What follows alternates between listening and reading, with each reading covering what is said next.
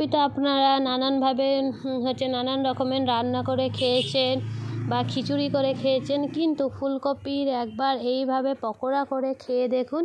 দেখবেন যারা ফুলকপি খেতে চায় না, অপছন্দ করে, তারাও খুবই মজা করে খাবে।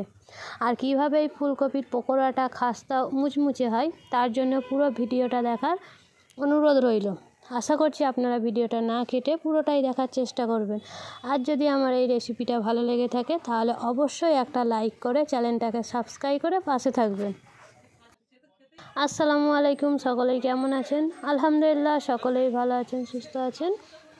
আজকে ফুলকপি পকোড়া বানাবো, তার জন্য এখানে নিয়েছি 1 বাটির মতো বেসন। তারপরে নিয়েছি হাফ বাটি চালের গুঁড়া। চালের গুঁড়াটা দিচ্ছি কারণ চালের গুঁড়া দিলে খুবই মুচমুচে হয় আর খাস্তা হয়, খেতেও খুবই ভালো লাগে। তারপরে দিয়ে দিচ্ছি হাফ টেবিল চামচ হলুদ গুঁড়ো, হাফ টেবিল চামচ লঙ্কা গুঁড়ো, দিয়ে দিচ্ছি হাফ টেবিল চামচ জিরা গুঁড়ো, হাফ টেবিল চামচ ধনিয়া গুঁড়ো। এইগুলোকে হাত দিয়ে খুব ভালো করে মিশিয়ে নেব যাতে মশলাগুলো খুব ভালো করে মেখে যায়। এতে এবার অল্প করে পানি দিয়ে বেসনটাকে খুব ভালো করে ফাটিয়ে নেব। খুব বেশি একসাথে পানি দিলে পাতলা হয়ে যাবে, তাই একদম অল্প অল্প পানি দিয়ে বেসনটাকে খুব ভালো করে মাখিয়ে নেব। বেশি শক্তও হবে না আর বেশি একদম পাতলা হলে ভালো লাগবে না, ফুলকপির মধ্যে এটাকে ধরবে না। তাই মিডিয়াম সাইজে যেন আঙুলে লেগে থাকে সেই পরিমাণ অনুযায়ী আমি পানি দিয়ে আস্তে আস্তে গুলে নেব। প্রথমে একেবারে অনেকটাই পানি দিয়ে দেবেন না, অল্প অল্প করে পানিটা দিতে হবে। সেই মশলাগুলো দেওয়ার সময় যেহেতু আমি লবণ দিইনি, এবারে লবণটাকে দিয়ে খুব ভালো করে এটা হাত দিয়ে মাখিয়ে নেব। এই দেখুন বেসনটা ঠিক এই রকম হবে, খুব আঠালোও হবে না আর খুব পাতলাও হবে না। আঙুল দিয়ে এইভাবে তুলবেন যাতে আঙুলে বেসনটা লেগে থাকে। এরপরে এটাকে আমি কিছুক্ষণ 10 মিনিটের মতো রেস্টে রেখে দেবো।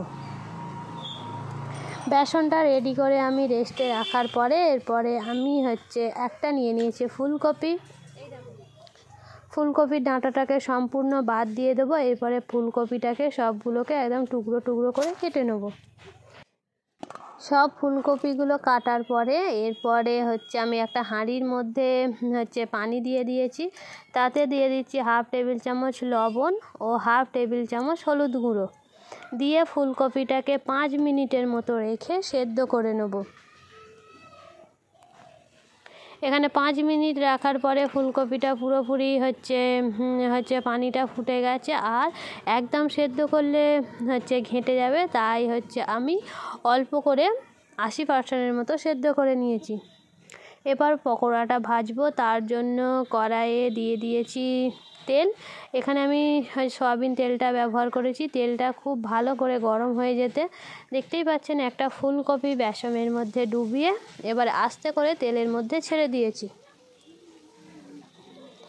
সবগুলো ফুলকপি প্রায় আমি এমন বেসনের মধ্যে আস্তে করে দিয়ে এরপরে কড়াইয়ে ছেড়ে দিচ্ছি।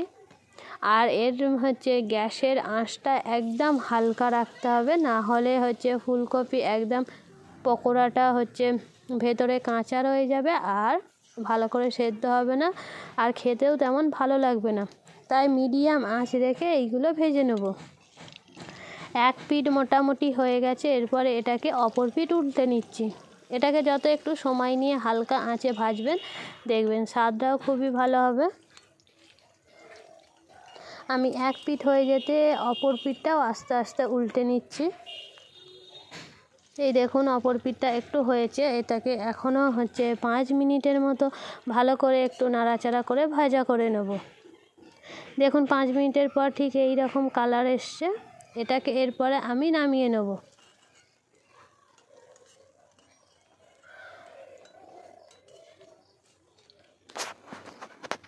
সবগুলো ভাজা আমার মোটামুটি হয়ে গেছে। দেখুন কত সুন্দর হয়েছে আর ভেতরেও একদম শক্ত ভাব নেই, পুরোপুরি ফুলকপিটা সেদ্ধ হয়েছে আর একদম মুচমুচেও হয়েছে।